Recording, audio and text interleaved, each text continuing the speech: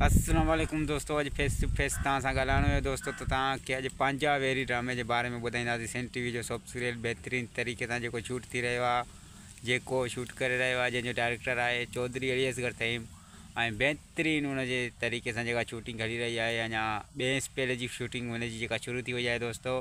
जीअं त तव्हांखे मां ॿुधायो रियासत ड्रामे जे बारे में, ऐं हाणे तव्हांखे पंहिंजा वेरी जो ॿुधायां थो त इहे ॿई जा ड्रामा जेके हिक ॿिए जे टक्कर जा आहिनि। ऐं हिकु चौधरी असगर संभाले रहियो आहे, ॿियो फरज़त मलिक खजू संभाले रहियो आहे। त जीअं त तव्हांखे रियासत ड्रामे जे बारे में डिटेल ॾेई चुका आहियूं दोस्तों। त हुनजो ॿिए स्पेल जेको शुरू थियण वारो आहे, ऐं जेको पंहिंजा वेरी जो बि पहिरियों स्पेल जेको आहे त पूरो थी वियो आहे, ॿियो स्पेल शुरू थी वियो आहे दोस्तों। त तमामु जल्द जेका सन टीवी जो सॉफ्ट सीरियल पंहिंजा वेरी जा टीज़र बि ऑन थींदा। ऐं तव्हांजे लाइ ख़ुशख़बरी त इहे ॿई ड्रामा जेके आहे त तव्हांखे गॾु गॾु ॾिसण लाइ मिलंदा। ऐं हिकु ॿिए जे टक्कर जा ड्रामा आहिनि, जंहिंजो राइटर आहे ॿिन्ही ड्रामा जो नूर ज़हूर जेको पत्थर दुनिया खां वठी लिखंदो थो अचे दोस्तों। वकोलियल वजूद, पत्थर दुनिया, सभु ड्रामा जेके हुनजा हिट विया आहिनि दोस्तों। पर हे जेके ॿ ड्रामा जेके टक्कर जा आहिनि दोस्तों, जेको हिकु KTN ते ऑन कयो वेंदो आहे, ॿियो सन टीवी ते दोस्तों। त हिक ॿिए जे टक्कर जा ड्रामा हूंदा। ऐं तव्हांखे ॿुधाईंदा रहूं त चौधरी अलीअसगर जे ड्रामे में जेको चौधरी जंहिंजी डायरेक्शन संभालींदो आहे, त हुन में एक्शन भरपूर हूंदो आहे दोस्तों।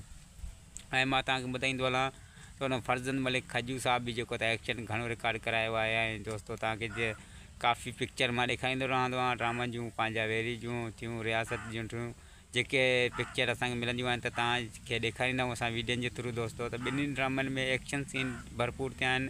पर हिन महिल तव्हांखे पंहिंजा वेरी जे बारे में ॿुधायूं त पंहिंजा वेरी जो पहिरियों स्पेल जेको शूटिंग थी चुको आहे, ऐं ॿिए जे स्पेलिंग जी जेका आहे त शूटिंग हली रही आहे दोस्तों, धमाकेदार तरीक़े सां। ऐं जेको त पंहिंजा वेरी ड्रामो बि तमामु जल्द जेको आहे सन टीवी ते टीज़र ऑन कया वेंदा। ऐं बाद में तव्हांखे मथे महीने में जेको ईंदो दोस्तों, हिन साल जो आख़िरी महीनो जेको दोस्तों हूंदो, त हुन में थी सघे थो ड्रामा ऑन कया वञनि। न त तव्हांखे नए साल में त ज़रूरु जेको आहे त ॾिसण लाइ मिलंदा। हीअ ॿई ड्रामा फुल एक्शन हूंदा, प्यार मोहबत हूंदो। ऐं चौधरी असगर जेको तइम आहे त उहो बहितरीनु तरीक़े सां निभाए रहियो आहे पंहिंजे कम सां, पंहिंजी सचाई सां। हीअ ड्रामो जेको शूट कयो वियो आहे, हिन में तकरार जा अदाकार तव्हांखे घणे में घणा ॾिसण में ईंदा। ऐं बहितरीनु जीअं तकरार ड्रामो तव्हां ॾिठो, त उन जो बि रिकॉर्ड थी सघे थो। हीअ जेको ड्रामो आहे पंहिंजा वेरी तोड़े सघे थो। चए त हिकु बहितरीनु नमूने सां चौधरी जेका कोशिशि कई आहे, त नए नमूने सां हिन ड्रामे खे तव्हांखे खणी अचे ॾेखारींदो। ऐं पंहिंजा वेरी जो मतिलबु आहे दोस्तों त रिश्तनि में ॾुफेड़ पवंदा।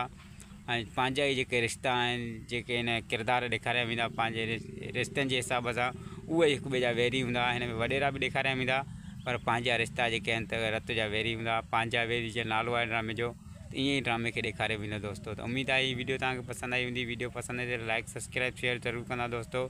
वरी मिलंदासीं कंहिं न्यू अपडेट सां गॾु। त पंहिंजा वेरी ड्रामे जो इंतज़ारु ज़रूरु कंदा। हुनजो ॿिए स्पेल जेको आहे त शुरू थी चुको आहे रिकॉर्डिंग जे लाइ। ख़ुदा हाफ़िज़ दोस्तों, दुआनि में यादि, सिंध सलामत, साथ सलामत, सदाईं गॾु।